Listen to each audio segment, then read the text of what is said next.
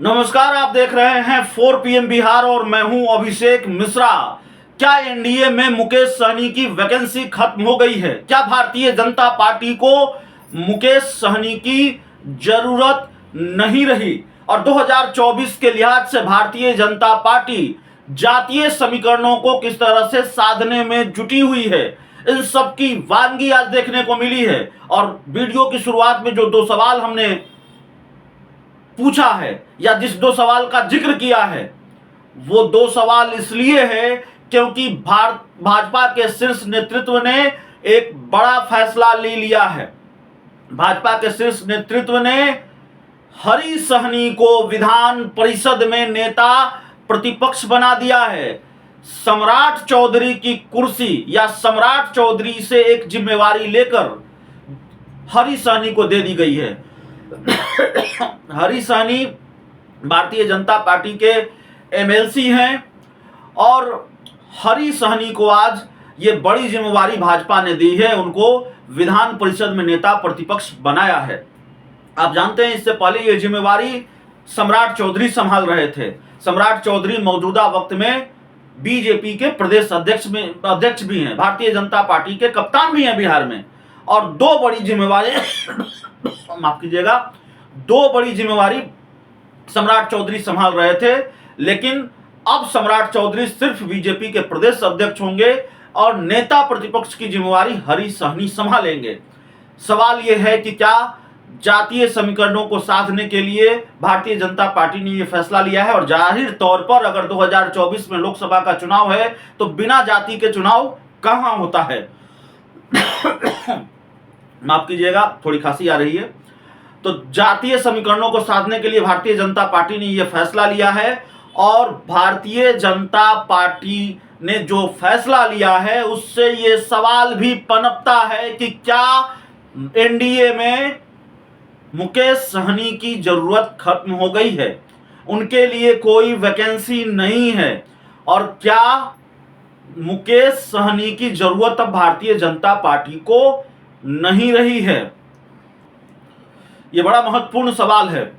हरी सहनी को लेकर जो जानकारी सामने आ रही है वो जानकारी यह है कि सम्राट चौधरी के बीजेपी प्रदेश अध्यक्ष बनने के बाद शीर्ष नेतृत्व ने यह फैसला किया है और जाहिर तौर पर दो बड़ी जिम्मेवारी अगर माफ कीजिएगा सम्राट चौधरी संभाल रहे थे तो उनसे एक जिम्मेवारी ली जानी थी, और आज बीजेपी के शीर्ष नेतृत्व की तरफ से यह फैसला ले लिया गया है। और इसकी जानकारी सम्राट चौधरी ने ही दी है कि हरी सहनी अब भारतीय जनता पार्टी के विधान परिषद में नेता प्रतिपक्ष होंगे। तो जाहिर तौर पर यह बड़ी खबर है, बीजेपी को लेकर बड़ा बदलाव है बिहार में सांगठनिक स्तर पर।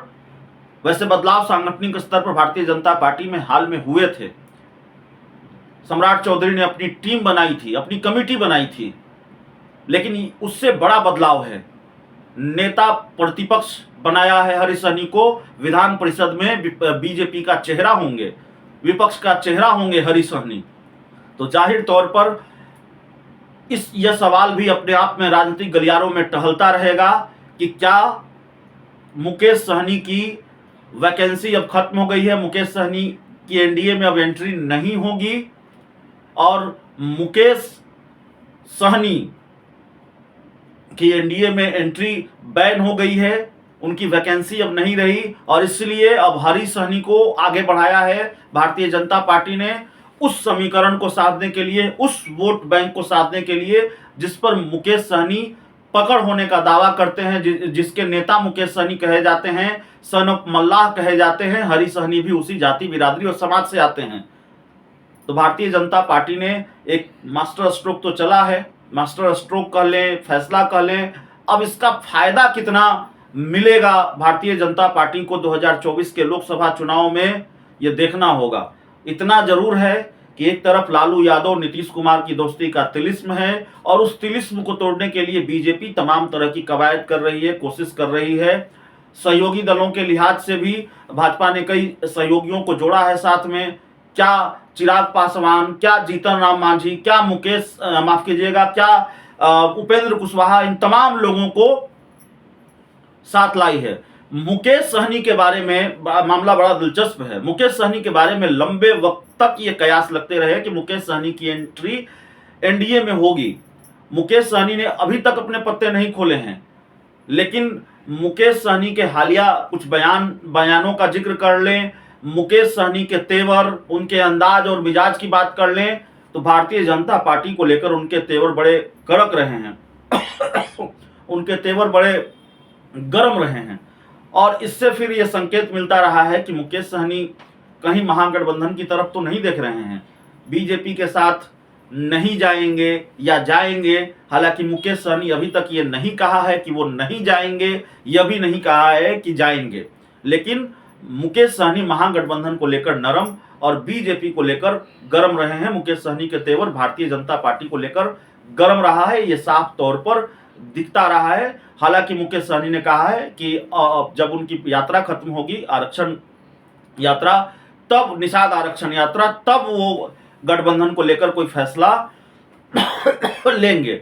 लेकिन मुकेश सहनी क्या फैसला लेंगे, ये बेहद दिलचस्प है, इसका इंतजार रहेगा। लेकिन उससे पहले भारतीय जनता पार्टी ने जो फैसला ले लिया है, उससे पहले बीजेपी की तरफ से जो फैसला सामने आया है, ऐसा लगता है कि मुकेश सहनी की जरूरत बीजेपी को नहीं रही, मुकेश सहनी की तरफ बीजेपी नहीं देख रही है। जैसे वो चिराग पासवान की तरफ देख रही थी, जैसे वो उपेंद्र कुशवाहा की देख रही थी, जैसे वो मांझी की तरफ देख रही थी, और जितनी जरूरत उपेंद्र कुशवाहा, जीतन राम मांझी और चिराग पासवान की भारतीय जनता पार्टी को थी, वैसी जरूरत मुकेश सहनी की भारतीय जनता पार्टी को शायद नहीं है। हालांकि ये तात्कालिक अनुमान है, ये क्षणिक अनुमान है, ये इस फैसले के बाद का अनुमान है। चुनाव के आखिरी वक्त में क्या हो जाए, अगले 1-2 महीनों में क्या हो जाए, ये कहा नहीं जा सकता। बड़ा चुनाव है, देश में लोकसभा का चुनाव है, और ऐसे वक्त में हो सकता है भारतीय जनता पार्टी को अगर लालू नीतीश की दोस्ती का डर और सताए, इस दोस्ती के तिलिस्म का डर और सताए, तो मुकेश सहनी के लिए भी जगह बने, उनके लिए भी वैकेंसी बने, कुछ भी हो सकता है। भारतीय जनता पार्टी का फोकस बिहार पर है, बिहार को लेकर उसकी चिंताएं ज़्यादा हैं,